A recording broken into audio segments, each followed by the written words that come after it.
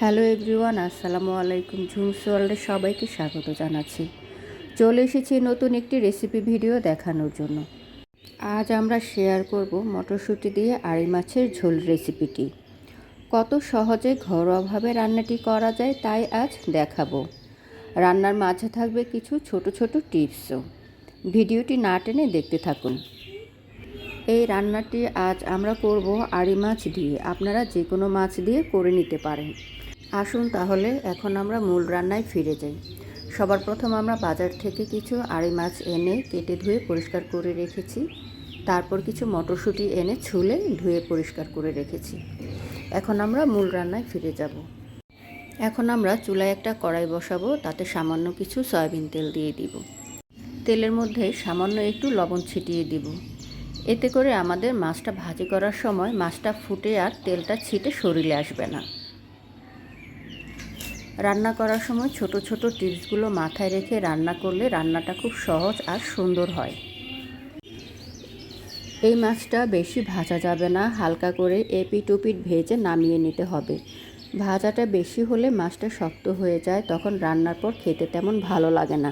ভিডিওতে ভালো করে দেখে নিন আমি কিভাবে মাছটা ভাজি করে নিচ্ছি আর কতটুকু ভাজি করে নিচ্ছি। ঠিক এতটুকু ভাজি করে আপনারা মাছগুলো নামিয়ে নেবেন। প্রিয় দর্শক, আমার চ্যানেলের প্রত্যেকটা রান্না খুব সহজভাবে ঘরোয়া নিয়মে দেখানো হয়েছে। আপনারা চাইলে আমার চ্যানেলটা ঘুরে দেখতে পারেন। চ্যানেলের লিঙ্কটা ডেসক্রিপশন বক্সে দেওয়া আছে। আমার রান্নাগুলো ভালো লাগলে একটা লাইক করে দিয়ে পাশে থাকবেন। এখন আমরা মাছগুলো তুলে রেখে প্যানের মধ্যে আরেকটু পরিমাণ সয়াবিন তেল দিয়ে দিব। তারপর সয়াবিন তেলটা গরম হলে দিয়ে দিব বেশ কিছু পেঁয়াজ কুচি।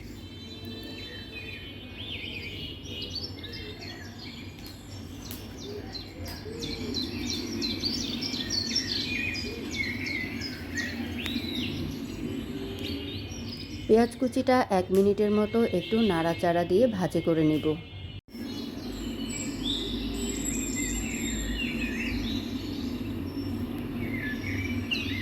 এই সময় চুলার আঁচটা লো থেকে মিডিয়ামে রেখে পেঁয়াজটা ভাজি করে নিতে হবে।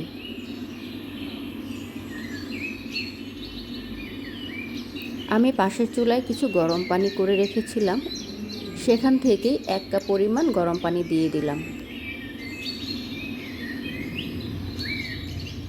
এখন দিয়ে দিব স্বাদ মতো হলুদের গুঁড়া।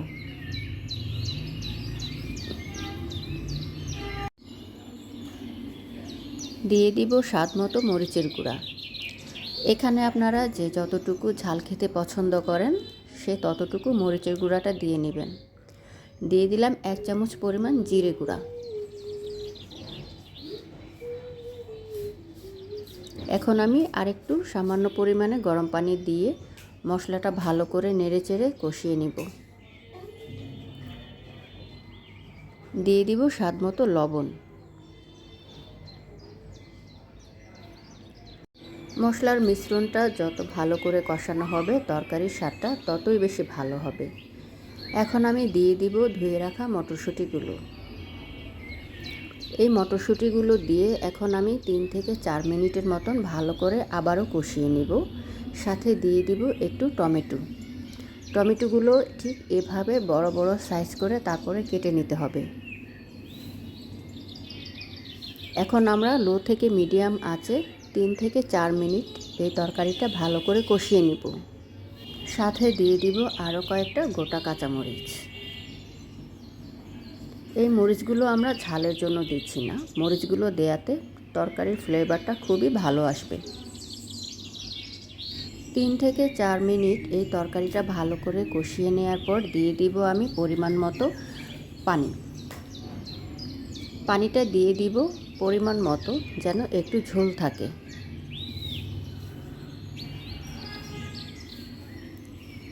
সাথে দিয়ে দিচ্ছি ভাজি করে রাখা মাছগুলো। এই তরকারিটাতে একটু ঝোলের পরিমাণটা বেশি থাকবে। তরকারিটা শুকনা শুকনা হবে না, একটু ঝোল ঝোল থাকবে। তাই আমরা পানিটা একটু বুঝিয়ে দিব যেন তরকারিটাও সিদ্ধ হয়ে যায় আর ঝোলটাও আমাদের ঠিকঠাক মতো থাকে। একেবারে বেশি পরিমাণে ঝোলও রাখা যাবে না, আবার ঝোলটাকে একেবারে কমিয়েও নেওয়া যাবে না। মাঝামাঝি পর্যায়ে ঝোলটা রাখতে হবে। মাছগুলো দেয়া হয়ে গেলে এখন আমরা ঢাকনা দিয়ে ঢেকে দিব। 2 থেকে 3 মিনিট পর ঢাকনাটা খুলে দেখব আমাদের মটরশুঁটিগুলো সিদ্ধ হয়েছে কিনা। যখন দেখব যে মটরশুঁটিগুলো একটু সিদ্ধ হয়ে এসেছে তখন বেশ কিছু ধনিয়া পাতা দিয়ে দিব।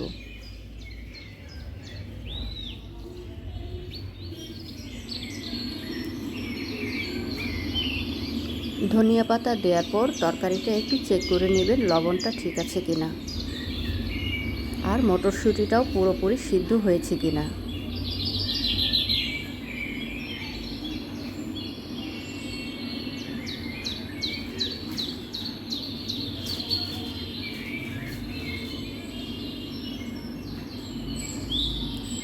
দেখুন আমার তরকারিতে ঝোলের পরিমাণ কতটুকু। আমার তরকারিতে এতটুকু ঝোল রেখে আমি তরকারিটা নামিয়ে নিব, বেশি শুকিয়ে ফেলবো না।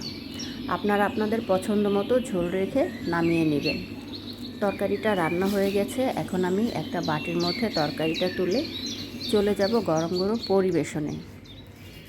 মটরশুঁটি দিয়ে আড়ি মাছের ঝোল, এই রেসিপিটা এত সুস্বাদু আর মজাদার, না খেলে বুঝতেই পারবেন না। বাসায় আমি ঠিক যেভাবে রান্নাটা দেখিয়েছি ঠিক সেভাবে রান্নাটা করে তরকারিটা খেয়ে দেখবেন কতটা ভালো লাগে। সবাই রান্না করে খাবেন, ভালো থাকবেন। আল্লাহ হাফেজ।